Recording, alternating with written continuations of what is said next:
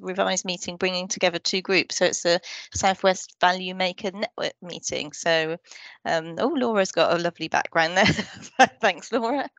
It's nice to see a Christmas background. So yeah, so we've got the meeting today. It's an hour, and various people are doing updates. So I don't know if we've had any apologies, but if there are, if you're aware of any, put them in the chat. And I think we could get going. So I think the first update we've got is One NHS Finance with Megan. Thanks, Linda. So Right. my update's quite a small one. It's just letting you guys know what we've got coming up before January and then in January itself. So next week we've got a festive quiz for the Buymaker Network. So that's on the 13th of December from 2 till 3. You can either book on as a singular person, or if you wanted to do it as a team, what you can do is one person book on, and then you can either go into the office, do the quiz together, or create a little your own MS Teams meeting to chat through the answers. We've got a sponsors training session on the 15th from 10 till 12, and this one's all about risks, benefits, and approaches to sponsoring. It is for current sponsors who are on our programme, and that's with Jonathan Bowyer. And then we've got a couple of the showcase sessions which were shown at the Value Maker annual conference at the end of January. So we've got the ward volunteering programme on the 13th at 1 till 2. And then the same day, 3 till 4, we've got the month end packs, which is related to the innovation programme. We had really good, just talking about the Value Maker annual conference, we had a really good time. We had 140 people there in person, which was fab. And then we had around 300 online. So it's really good turnout. It's one of our biggest in-person events since COVID. So we're really pleased with the turnout on that one. And then after the Christmas break in January, we've got loads of events arranged. We've got 3 CV writing workshops. So they're going to be aimed at different levels, obviously because each level is slightly different application process for jobs. So there's one there for everyone. We've got our accreditation assessor training. So this is for colleagues who are looking to become assessors within the accreditation process for level 2 and 3 applications. It's a really good thing to get involved with. I know that within the Southwest, Jeff's really keen that all organisations become level 1 accredited, and in order to do this, you now do need a level 2 assessor. So if your organisation is going for level 1, then please sign up for this event. It will help you understand sort of the process of being an assessor.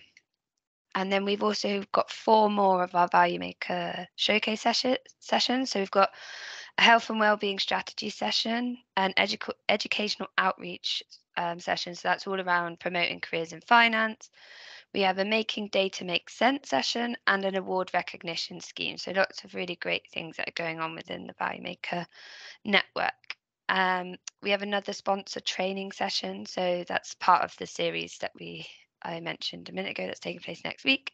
This one's all about reviewing, experiencing, and overcoming imposter syndrome. We have our National Health and Wellbeing Conference. So this is online. I think we've got around 170 people booked onto this, which is really good. And in this session, we'll hear from different organisations about some of the work they're doing within health and wellbeing, but also some guest speakers. So we've got a breathwork for resilience session. We have a guest speaker, and we also have a session around more of the technical side of health and wellbeing and mental health, and sort of how some things that you could take away to implement within your organisation. So lots of really good sessions. There is also, sorry, we've got loads coming up in January, so I'm nearly there. We've got a Demystifying NHS Finance event, which is for our clinical colleagues, and finally a software skills session. So the Software Skills Network is there to teach colleagues how to use softwares, and what we've got at the moment is SQL, Power BI, Power Automate, and Excel. So we've got educators who are skilled in these softwares who are trying to teach people how to use them. You can find out more about the network on our website, but when you sign up, you get added to an MS Teams platform where you can access lots of different resources, training videos, and of course the educators to learn how to implement these skills within your organizations and to just help you with your day-to-day roles. So That event is a relaunch of the network. So I'll walk you through how it works through the MSC's platform, and then you'll also hear from each of the educators about what's possible when you understand the software in more detail. So if you can come along to that one at the end of January, that would be really good. And finally, part of our development programs, we are opening the Career Progressors applications. So this program's open to all colleagues band 5 to 7. The application process is quite short. You just give us some information about yourself and then a 500-word personal statement about like your career, why you'd like to come on the program, and how you think it will help you. And then that program will run May, June, and July 2024, and that's a full day in each month. And that's everything from me. Thanks, Linda. Thanks, that all sounds great. Is there any questions for Megan? Yeah, Louisa? Sorry, Megan, what was that last one you mentioned? I didn't catch the name of it, sorry. That's okay. The 4-day one, sorry. That's the Career Progressors program. Okay, thank you. And cheers. It's 3 days, May, June, and July. Okay, so thank you. No worries. And would you make, I don't know if you can put the link to the on the chat to the. I was just about to say that I know that was an awful lot of events and things. Yeah. So what we'll do following this meeting is send an email with each of the events I spoke about and a link to where you can book on our website, and there'll be more information about each of them there. Yeah, no, that sounds fantastic. Yeah, thank you very much. Okay, any more questions? Okay, so I think we've got the next one. We've got the Southwest Finance Academy update from Charlie. Yeah, morning everyone. So I'm just going to share my screen quickly. I've got a few slides and something I wanted to circulate. Sorry, I'm on a different, there we are. So I will circulate this after the meeting because I appreciate you can't really see it because it's so small, but this is just an update. We go through this at our Finance Leadership Executive meeting, so our governing board of the Southwest Finance Academy. And this is all the engagement statistics, but if I run along this last line, so I can circulate it, it has every organisation in the Southwest and how they measure against all the different 1NHS finance networks, so we can kind of see where some organisations might be struggling with promoting things or what we can do to help. But just to say, so anything in green is where the numbers have gone up. So these were last updated on the 5th of December. So in terms of accreditation, Meg did mention some of that, but so we've got 18 level 1 and 3 level 2s. So there is about 6 or 7 off the top of my head outstanding organisations without a level 1. And I've been in contact with them. I've got a couple of meetings over the next few weeks before Christmas, and we are hoping that everyone should have their, dependent on approval, everyone's definitely going for their level 1 by the December deadline. So that means, fingers crossed, we might be the first region to be all level 1 accredited. So that would be really positive if we can. In terms of value makers, since the end of October, this has increased again. We're up to 214. Finance and clinical educators has increased. Inclusion and diversity ambassadors has also increased. There's a couple where we're the same as last month, so that's health and wellbeing and the sponsorship programs, the same amount of sponsees and sponsors as last month, but they haven't gone down. So it's just that if the other ones go up, it's usually because we've been promoting one network in particular, so that's why the others haven't gone up. So all looking really positive. So we're really hoping for those last few approvals to come in December. And then if I just share my screen, I've got some bits to chat through. Okay, lovely. Hopefully you can all see that. So I just thought this diagram was helpful, and I don't think I put it in when I did my September update, because a lot of people are confused about the Academy, HFMA, ONF, the Leadership Academy, how it all fits in. So kind of the main aim of the Southwest Finance Academy is to actually bring that all together. So to bring together, to roll out regionally all the wonderful things that 1NHS Finance do to help promote some of the events and programs like mentoring, which I'll come on to later, that HFMA do. And then in terms of the skills development network, the governing board of the Finance Academy signs off the program and things like that. So we're all connected. So it's just about bringing it all together. So I thought that was a helpful diagram, and that is also on the website. So the first thing, and one of the main things I wanted to touch on, is the mentoring scheme that has just launched. So this is in partnership with HFMA and 1NHS Finance together. So they are offering a free of charge mentoring service. So this is available to anyone who is a full HFMA member. That includes the free bands 2 to 6 membership as well. And also anyone who's employed by a level 1 accredited organisation. So hopefully following December, if all the applications get approved, that will be open to everyone in the Southwest if we're all accredited. So that's really positive. So the mentoring programme aims to provide support for an individual's skills development, personal growth and career advancement. So a mentor looks to identify the skills and expertise that you need to succeed, enhance your effectiveness, get you on the path for if you're looking at career progression, helping to be a sort of sounding board for your career, and also assisting you in developing a career plan so that you can help kind of advance in your field. So this launched, I think it was the beginning of November, and we've had lots of applications in, which is really positive. So just to say how to apply, as I said, it's completely free of charge. You can, once you're sort of send in your application, you can look at kind of mentors in your area and get matched that way. So it's matched on what you're looking for to get out of it. So they mainly take place online. I think all of them have taken place online so far. But if there was a particular sort of want to meet in person, that is a possibility. But obviously it depends on geography of your mentor and things like that. So just to say, to find out more, there's an email address. I'll circulate these slides after as well, so everyone's got the details. But all it really requires is just kind of getting in touch, and then the team will be in touch with like a brief application form. And then also on a sort of similar note, and I will explain the difference between them both, the Southwest Finance Academy has just opened its second cohort of coaching. This opened a couple of months ago. I think we've had in about 10 applications, and there's 35 places available. So we are supporting another cohort of 35 NHS staff in the region. The kind of only prerequisite is that you work in NHS finance in the Southwest. So not too much. And this is 6 hours of online coaching through the HFMA professional coaching team. So the coaching is kind of a independent coaching service. So you've got lots of different people who are coaches. You've got some experts in personal development, some previous directors of finance, and it helps to kind of build the clarity, insight and tools that you need to boost your performance in the workplace. They are one-to-one and they sort of deliver key learning that you can put into practice immediately within your role. And you can also work on personal skills in the coaching sessions. So once you kind of select the coach that you think is a good fit for you, there is an introduction call that takes place, and we just kind of make sure that it's a good fit for both parties before proceeding.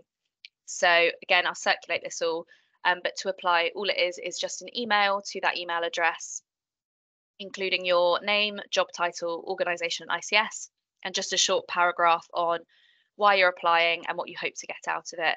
And if possible, it's good just to pop a sort of just a quick line of support from your line manager, just to make sure that you kind of got the time to fit this in within your role as well. The closing date for applications is the 15th of January, but obviously if the places aren't used, we will extend that. So it's not sort of a hard deadline. And then there's a lot of people who sort of don't understand the coaching, mentoring and sponsorship program and what they all do. So coaching is usually a set period of time, and mentoring is an ongoing relationship. So that coaching is 6 one-hour sessions.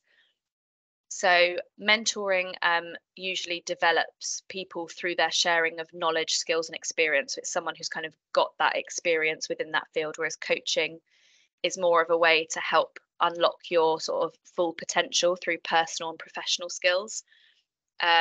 So a coach is someone who provides guidance on their goals.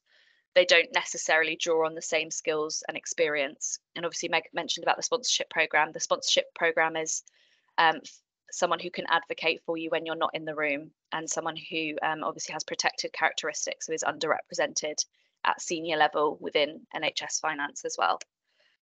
And then Meg already mentioned this, so I won't go too much on about it, but this was just the Careers Developers Programme. I thought that this would be quite a good one for colleagues on the call. So this is aimed at bands 5 to 7, and it's to help understand the NHS system, the critical role of finance, help to develop strategies to manage personal stress and well-being, inclusive leadership development, confidence building, interview techniques, and as Meg mentioned, they are delivered through 3 face-to-face sessions.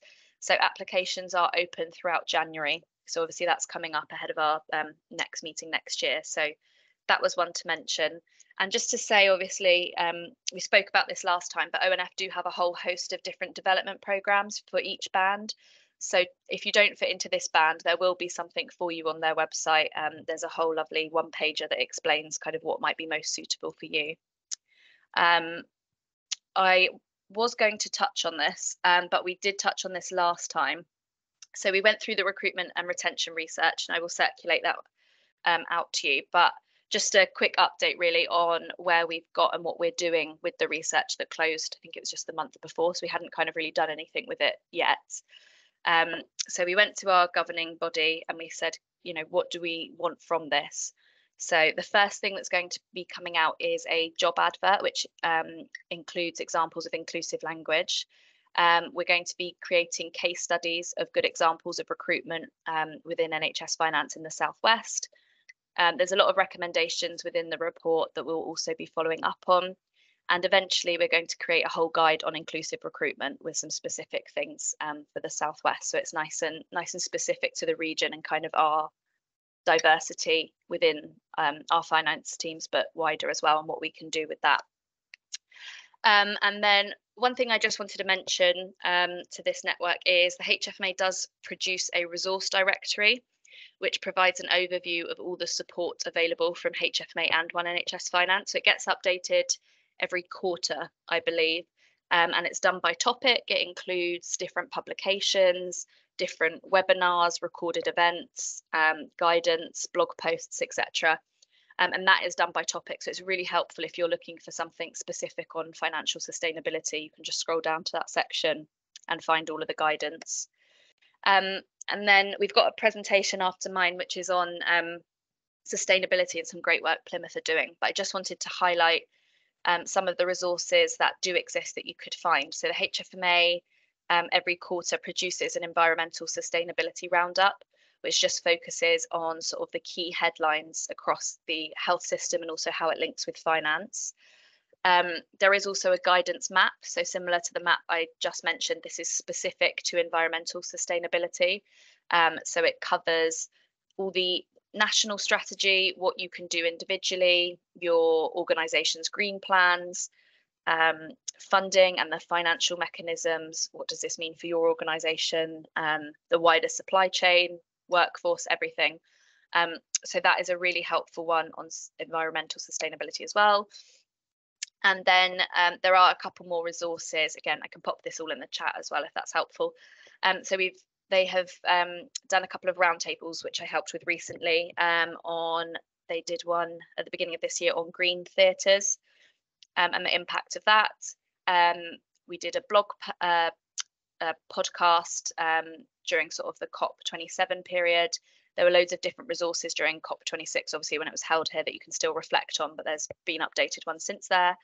And also there is an annual event, so an annual conference on environmental sustainability in the health service. And obviously within that, there are sort of topics that aren't as related to finance, but the chair is a finance director. So he's really keen of making sure everyone within finance is kind of aware of what's going on. So that's a really good one as well. And then, as I mentioned, the SDN kind of fits into my remit as well. So there was just one upcoming event that begins in January that I thought might be useful. So this is Working Across the System series. So it looks at, it's a sort of 3-part series. It covers decision-making, healthcare talks, tackling system hurdles. It talks about decision types. There is a finance director who will be going along and talking about their experiences and expert insights in working as a system. So it also then sort of has a more practical element to it about techniques for better healthcare discussions and effective connections. You don't necessarily, it's sort of relevant for every band, I would say, even though there's that finance director part. It's about how we can work together better and work on our connections as a system. So that's a really good one. It is free to any individual signed up to the Southwest Skills Development Network, but just to say attendance at all three sessions is required. So you just need to make sure you can make all 3 of those dates to join. And then last slide was just on kind of what's coming up and what we're hoping for. So firstly, as I mentioned, we're hoping to have everyone level 1 accredited by December 2023. The deadline is the 31st of December, and we'll find out about that sort of at the end of January after the FLC meeting. In February, there is Race Equality Week, which with our inclusion and diversity ambassadors, we're working on a whole host of different elements. There'll be some resources, some actions that people can take, some pledges from finance directors. So we're kind of working on that at the moment, but that will all be launched in February. We are also purchasing and will be rolling out some ED&I training. We were hoping to do it by the end of this year, but the training providers, it's been a bit more difficult. So we've got some training coming on unconscious bias and how to be a good ally. Hoping to support staff with wellbeing in the workplace. So we just sent out a survey to our health and wellbeing champions and what they think would be helpful kind of on the ground to support colleagues. Promoting NHS finance as a career. This is something that's been ongoing anyway, but we're working on getting better connections with each organisations, with their schools and universities. Then we've also got the regional rollout of the talent management strategy. And then we've also got the Insights placement scheme, which we'll be trialing in the BNSSG system, and that's really positive. I won't touch on it now because there's a lot of information, but probably the next meeting I can come back with an update as to how that's going. But it helps get people from lower socioeconomic backgrounds into a finance placement for a year, and they can rotate. So it's really positive. We're hoping to do some more work shadowing opportunities and setting that up. And looking at secondment schemes as well, and then also just continuing to support colleagues access all the opportunities and working with organisations. And then also, like I mentioned, there's some outcome with the recruitment and retention research over the next few months. So hopefully I can come back with some actual resources to promote at the next one. And I think that's everything. So happy to take any questions. I will share all of that afterwards. I can ask Meg and Becky to share that with the network. And I can pop some links in as well if there's anything immediately anyone wanted. So yeah, thank you. Thanks, Charlie. That was great. There's so much going on, isn't it? Amazing. So is there any questions from anybody?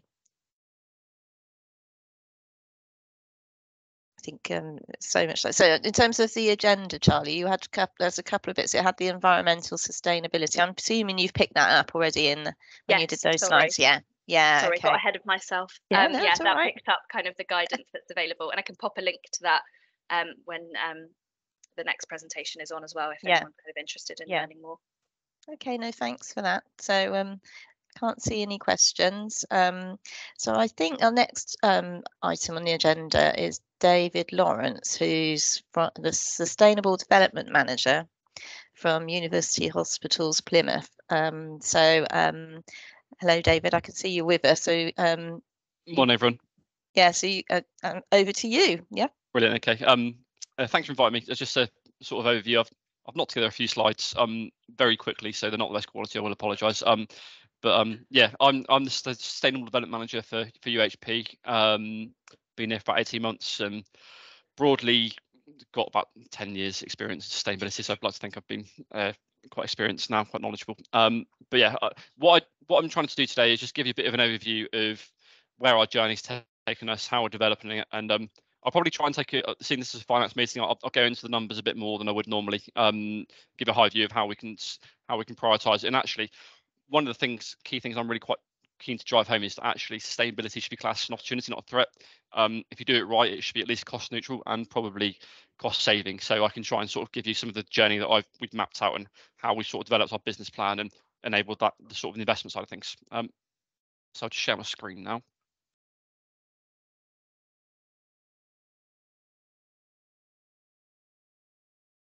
Hopefully everyone can see that. Ahead of myself. So I'm not going to go into this too much, but this is just a page taken up from our annual sustainability report, but I just thought I'd give a bit of an overview. So we published our first green plan in sort of 2020. From there, we've updated it this year. And And the reason we've updated it is because on the right hand side here, in the last couple of years, as I think you've just touched on, there's been a lot of guidance. So in the last year, NHS Net Zero Building Standard, the Estates Net Zero Carbon Delivery Plan Technical Annex, which is really good in terms of telling you when things are done and what needs to be done, a new clinical waste strategy. More recently, there's been a net zero travel and transport strategy. So there's a lot of, we felt there's a lot of updates that we need to update our green plan. Again, something else we've done, I won't go into the details of it, we've also been tracking our carbon emissions so that we're well aware of where we need to work on. And actually, you can see we're seeing a slight increase, which I'll come on to a bit later on, because it's actually for an FIP that we're emitting more carbon, but we've justified that. So in our green plan update, we focused on 6 KPIs. The top 2 there are sort of echoing the NHS net zero carbon targets.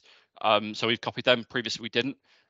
Number 3 is a biodiversity net gain, which I won't touch in this, but that's to more look how we can make the estate improve the biodiversity net gain. The 4th one is to the clean air hospital framework. We're trying to make sure this wasn't just purely focused on carbon emissions. I'm not going to touch on that one today. And also number 5 is reducing our climate change risk assessment. So one of the challenges we've got is adapting the estate to climate change. So hot temperatures, more flooding. We're trying to make sure that we're more adapted to that. And the 6th one is one that we've sort of coined ourselves, how to adopt a sustainable model of care for each clinical pathway by 2030. So today I'm really going to focus on objective 1, 2, and 6 because they're more sort of the financy ones, and I'll go into sort of the details of what we mean by this. So the first one, what we've done over the last year, 18 months I've been in hospital, is actually we've gone through all of our carbon emissions and actually come up with all the projects that we're going to do it. So we've actually come up with a decarbonisation pathway. So all of these, we've identified how we're going to get to net zero carbon based on, some of this is based on desktop surveys, some based on feasibility studies. But the stage we're taking on is from sort of what I've said is from 2023 to 2032. So that gives us an 80% carbon reduction. We're focusing on the things that will actually give us a payback. So some of these technologies here are sort of energy efficiency. This we've priced this sort of stage 1 up at £8 million, and we actually think it will deliver a cost saving of £2 million. So the way we're trying to do it is that I can get everyone on board.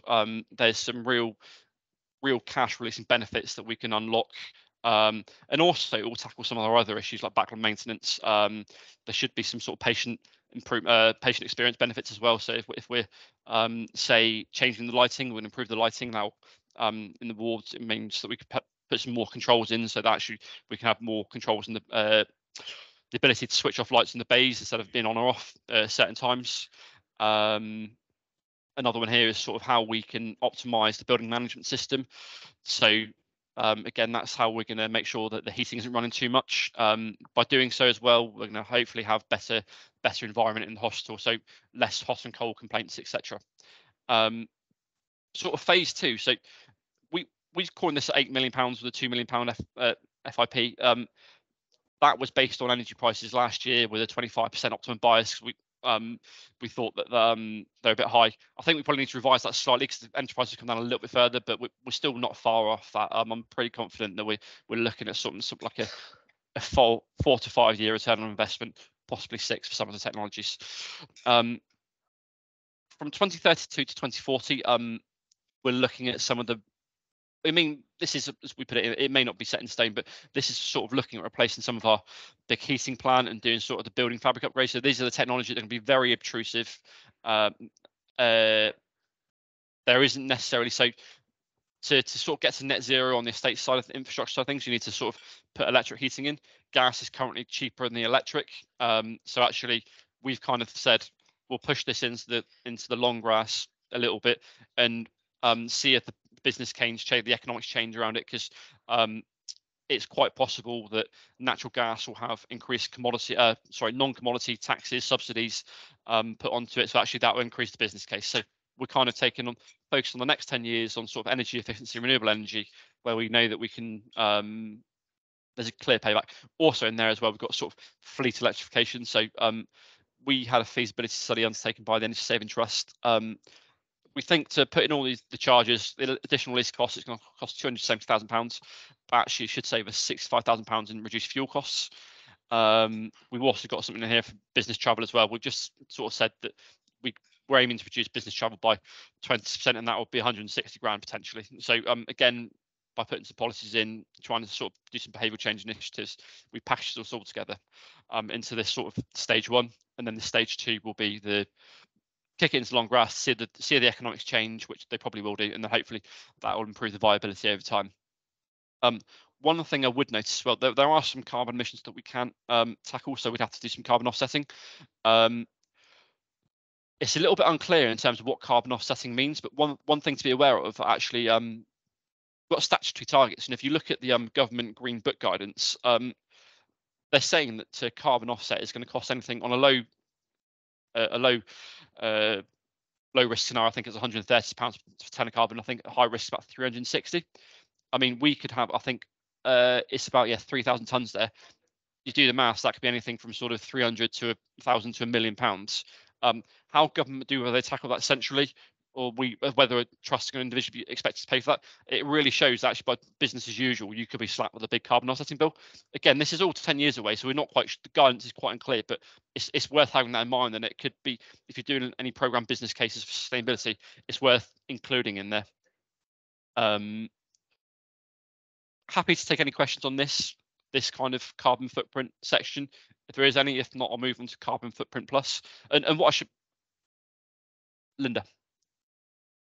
Hello, I was just, for me, because I wasn't sure, what is grid decarbonisation? Because that seems to be quite a big chunk of your. So that this is sort of a business as usual scenario. The government are committed to decarbonise the grid by 2035. So what we're saying by that is, if we don't change anything, the electricity we put into our building is going to decarbonise anyway. So this is sort of business as usual. We think we're going to use it 3,400 tonnes. So our electricity emissions are about 5,000, 6,000 tonnes of carbon at the moment per annum. So actually, by 2032, we think that that's going to go right down, and actually some of those tonnes. That's all the firms. That's all the firms, like the firms going to solar and things like that. Is it? Yeah, that's the instead of us producing electricity from coal power stations and gas turbines, it's going to offshore wind and solar panels, etc. Okay, no, that's really helpful. But yeah, that business as usual is. Yeah, we've got that as well, because obviously we're trying to plot them in. So, is there any other questions from people? I mean, to me, I was really interested in the how you've worked out what the savings are going to be in some of those. Yeah, I mean, it must be quite difficult to work out what the carbon saving, but also I mean, some of this we've paid for consultants. Some of this is just from my experience. I mean, I'm energy managers of the energy efficiency ones. I can price that quite easily. I mean, again, I must say it's a work. It was a first draft, so it's going to be only only estimate. But I think the profile of savings we're looking at in terms of a 4 to 6 year return on investment, I'm quite confident we can deliver that. So it's actually a fairly investable business case compared to what, if you're looking at your CDL funding, it may just about stack up for some of these technologies. But yeah, there are grants and stuff out of it. But one thing actually is worth, I haven't touched on here, but where is it? One of the projects we've got is, so I'll go back a slide here. Our carbon emissions are currently going up, and that's because our CHP is operational. So actually, 10 years ago, CHPs were installed by a lot of trusts because they were more efficient. But because the electricity is now decarbonised, they're actually worse for the environment than just using gas boilers. However, because gas is cheaper than electricity, for us, it's delivering us a £2.1 million saving each year. So we're taking the decision to run that until, even though it's carbon higher, we know that we can run it until 2032 and still hit our targets. But we're saying at 2032, we're going to hit it off. And actually, through the whole of the programme, we think we can save £2 million. So actually, the savings we make will just offset the saving we're currently making from the CHP. So it's that kind of, we're taking the pragmatic view that actually we'll emit more carbon now, because actually we've got to prioritise financial sustainability. But I think it's that sort of pragmatic approach to sustainability that I think that I personally like to champion. Yeah, thanks. I can see Naomi's got her hand up. Yeah, thank you for this. It's really interesting. Can I ask a question? How do you guys plan for risk in that? Because obviously you're planning so far ahead. You know, you've got the balance of obviously not jeopardizing patient care with trying to be more environmentally friendly, but at the same time, you don't know what's going to happen in 10 years' time, and you don't know where we're going to go with our climate change, and we could be more reliant on heating and things even more due to our climate and our weather. And so what have you guys done to be able to kind of allow risk in this? Sure. So we've got our climate change risk assessment. So if you remember, the fifth objective was reducing our climate change risk assessments. We've got that all analysed. So we need to do some more incident reporting. But again, overheating is one of our biggest issues. But I think for us, if you're doing the risk actually isn't net zero carbon transformation will actually reduce the risk, because one of the problem we've got is actually we've got capacity in legacy engineering systems. But if we're upgrading them, we can design that into sort of the climate change resilience into it as well. So actually, risk reduces through this. But I mean, if you're looking at financial risk, I think the technologies we're looking to prioritize are really tried and tested technologies with proven business cases. The sort of the stuff that is riskier, that's more uncertain, we are sort of kicking into the future, because it's again, why would we put something in now if there's no financial incentive? Well, we don't need to. The targets we got are statutory, so we know we're going to have to hit them. Again, how that carbon offset comes about, we're not quite sure. So we're kind of waiting for, again, you're completely right, 10 years is a long way away and a lot can change there. It's a couple of parliaments away, you know, a lot happens in a year, a lot doesn't happen. So yeah, I think we're focusing on the stuff that we can really, we know is going to save us money, doing the right thing, and there's other benefits, non-cash flow benefits come alongside it. Yeah. Brilliant. No, thank you. I do appreciate it. Thank you. Cool. So the next thing I'm going to go on to is sort of carbon footprint plus. So carbon footprint plus really is there's two things that come outside of it. It's all of the estates and the facilities infrastructure and your medical gas, etc. But also it comes in with supply chain and staff, visitor and patient travel. So we have got this is what we see as our trajectory. This is only so good because all I've done here actually is just taken the national picture and extrapolated it, so it's only so accurate. We more this is visualization how we think the opportunities are, but we are working on it. Bit of an overview as well worth knowing. So currently all of the supply chain carbon emissions are worked out on a pound on a spend basis. Well, actually they're not on a quantity basis, so actually it's really very poor. So what this means is if actually we spend more money on a product that's more environmentally friendly, we'll be emitting more carbon emissions on that. So the next thing for you've got your sort of net zero supply roadmap commitments, which the NHS England have committed to, so that will give us the data. But we're looking at some more sort of stuff and looking at sort of going to EPROC and getting some stuff, which I can talk through now, a couple of areas. But I think the supply chain, the area that we're focusing on is actually reducing resource usage. Like for example, paper, stationery. We've got a really good furniture reuse scheme, which I think saved us by taking up £80,000 last year. That's areas focused on. Other areas that I've seen, so simple ones is paper towels. Pre-COVID, we used, I can't remember how many boxes. I think it was 5,000 orders of paper towels, whether that's 12 boxes, 240, I think it is. Since post-COVID, where obviously that's gone up to 13,000. That's gone from 80,000 spent to 300,000. So if we were to go to pre-COVID, we're looking at 150 grand ish. The cost of the paper towels has gone up. So this is kind of the areas we're looking at. Using less gloves clinically. RCN have got some really good guidance on that, so we're looking to embrace that. Again, paper one is a big one, but that's looking through the EPR really for us that I think is going to do that. Food waste is a really good one. I think there's some really interesting guidance come out from Greener NHS. One of them, the stat that always sticks with me, is if you actually you change your crockery to restaurant style crockery, it reduces food waste by 16% because people find it more appetizing.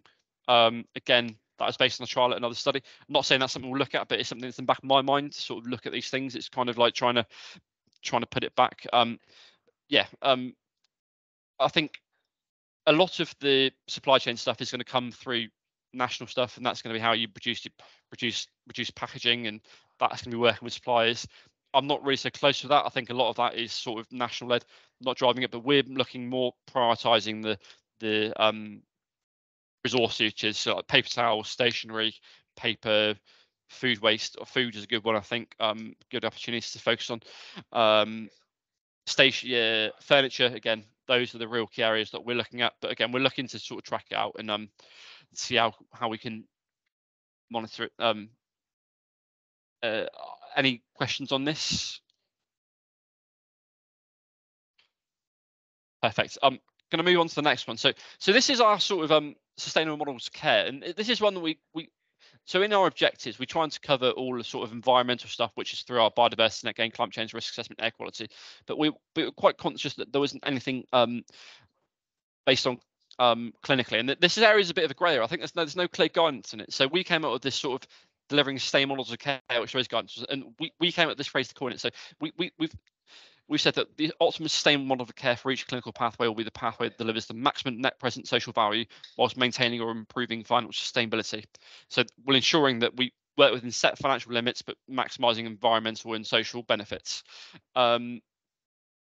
We've really struggled actually to try and come up with some sort of measurable objectives from this, because it's a bit of a woolly one at the moment, but we think we've got it now. So the way we're going to measure this is actually we're going to try and get there's guidance on sustainability quality improvement projects. So we're going to try and have a sustainability quality improvement project through every department.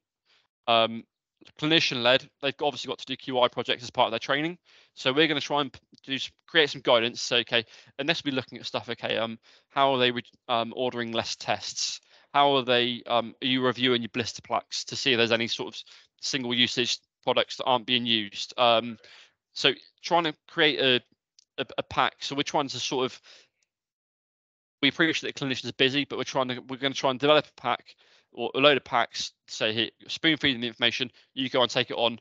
We're having some real good pharmacy are really leading it for us. They've got a number of QI projects, and that's being led by our chief pharmacy officer, deputy and chief pharmacy officer. So really sort of a top-down approach, but that's working. Then we've got some ED, endoscopy, and radiology academy. They're doing some really good stuff, which again we can try. Don't have the information readily available, but we're looking at this looking to create information so clinicians take forward themselves. Because if it's going to come from them, they need to be on board with it as well. And I think really, yeah, it's me ordering less tests. It's looking at how you can move care closer to home. Just clinical best practice. I think that's what. We're not in as the non-clinical side. We're not in a position of how to tell them how to do their job, but there is a lot of guidance out there that we can read and pull together so we can spoon them to try and make their life easier to adopt it. And that's really I think what we're trying to do. Yeah, I think that sort of summarised everything I want to talk through. I've tried to sort of cover all of the angles, sort of financial thing, but for me personally, the message that I always try to drive home is sustainability isn't. It should be classed as an opportunity. I think if you do it right, it should be a minimum cost neutral. But just doing some basics, there is some real basic things you can do that will be sort of quite fruitful and deliver some quite costly savings potentially.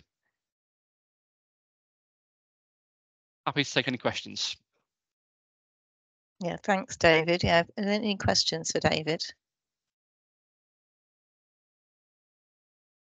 I'm really interested in so that last one was really in terms of how you get all the departments doing that, and are you where are you on that journey? Is it just starting? So we've got I mean we're trying to formalize it now. So we've got a number of sustainability working groups in sort of clinic. We've got a pharmacy working group, we've got an endoscopy one, we've got an A&E one, we've got a theatres group as well.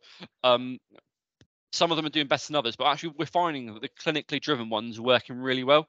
So what we're trying to do is trying to make it as easy as possible for clinicians to lead on it, so we can kind of embed it as a culture, because that's all sustainability really is. It's just efficiency, it's optimizing things, and that's what we're trying to do. And I've got an estates background, so I can't tell them how to do their job. I mean, I can read your literature and but we're just trying to point them, because I'm sure, as you know, clinicians are quite hard-headed people with strong they know how they like things done generally, so and I'm not trained to tell them how to do their job, so we're just trying to sort of present the best practice, which they're Royal Colleges are saying, what the Green Societies, etc., are saying, and go, have you tried this? And I think that's the approach that, again, it's very early on the journey,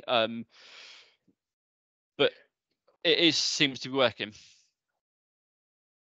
Charlie. Hi, David. That was really interesting. Thank you. I was just wondering, sort of, maybe this is a bit too difficult to answer, but based on the great work you've been doing and your green plan, do you think the kind of 2040 net zero goal is achievable through what you've kind of included within the green plan? Yes and no. So it's definitely achievable. It's just whether the money's there to achieve it. And I think it is, but I think you just got to be really smart. For example, the biggest challenge is going to be, how do you decarbonise the estate? For us, I reckon you're looking at easily £100 million. However, alongside that, we've probably got a backlog maintenance, which is some sort of £70–80 million. If you decarbonise the estate, you're upgrading all your infrastructure. You're wiping that backlog maintenance right down. One of the things I'm working on at the moment is looking at how we can do the financing options. So if we go to a managed service contract, can I get all that estate infrastructure upgraded? But then we're sort of, it helps us. It's how we can afford it. Is it through leasing? How we're going to pay for it, etc. So, yes, I think it is. I think I'm kind of a big believer in the hard to do stuff, kick into the long grass, because economics will change, and that will make the business case change. Grant funding opportunities will change, and if not, then we're gonna have to pay for it, and then, but we're gonna have to go push back to government. We can say that, but I think there's things you can do now with some investments that really focus on your low-hanging fruit, sort of your lighting, your energy efficiency, your electrification of your fleet, being more efficient, just embedding a culture. I think will get you a long way. And then the hard to do stuff, I think, as the market figures out how they're going to do it, government tells us how they want us to do it, worry about it in the future. That sounds really good advice. Yeah. So is there any more questions? So David, you are going to share your slides, aren't you? I have to share my slides by They're really good. Yeah. Happy to share as well, if it's of interest, sort of our annual sustainability report on our green plan that sort of gives us the background, and it goes into more detail of all the things I've spoken about, which again, to be honest, all we've done is we've just followed the guidance which is out there. We've taken a little bit of, like, for example, the sustainable model of care, we've taken a little bit, that sort of definition is something that I think we've probably found like influence from other places, but I think it works quite nicely. It goes on sort of your best business case guidance, etc., and those kind of things. Yeah, Claudia. Hi, David. Thanks for that. Do you have a total value of your savings? What, in terms of what we think for the whole program? So, yeah, or, I think or for this year, next year, just sort of broken this year, down. next year, yeah. So we've been given £500,000 this year, or just over £500,000, and we're committing, I think, to about £120,000 worth of savings, and that will be primarily through energy efficiency. So the things we focused on are really the low. So our biggest opportunity, from my point of view, was how we can look at our energy data throughout the system. If you look at the delivering an NHS net zero NHS, they say 2.3% saving on reduction on your energy bill. Yeah. For us, we spend £5 million a year on energy. If you do it right, you can quite easily save 5 to 15%, depending on how wasteful you are at the moment. So every trust will be different, but I'm 5% from my experience, and I'm very experienced in this. I've worked on proving a track record, delivering it in solutions in other public sector organisations. 5% is very achievable. If you I imagine that a lot of the trusts will be quite wasteful as well, if you know what you're doing, that is. But it's all right having the system, but you need an experienced person like myself to go in and then actually make it. So you've had £500,000 up front for 120? Yeah, I think that's what it's about 120. It's 100-ish, give or take, but I think 120 is what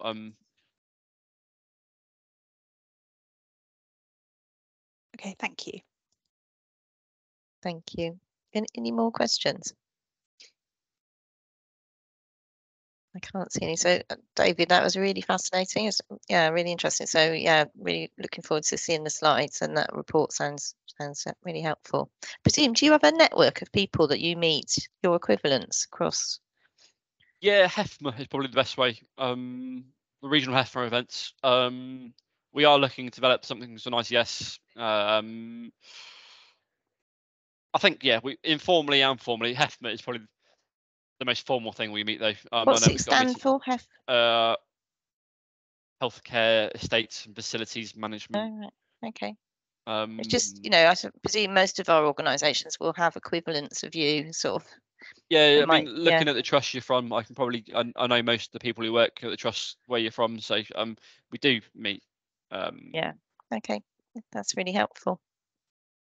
So thank you. So no more questions, I think. So thank you very much for your time, David, and sharing that. That's really helpful. So okay, so thanks for inviting me. I'm just, thanks for coming. All right, I'll speak to you later. Thank you. Thanks. Bye. So is there any other business? I can see Charlie's put some bits in the chat. Yeah, sorry, I've just popped some of those bits I mentioned earlier. I didn't want to interrupt David's flow of presenting, so I put them in after. Yeah, thank you. So any other business? No. So when's the next meeting? Have we got a date? Yes, we do. Let me just double check what it is. I have a feeling it's going to be in February. 2 seconds.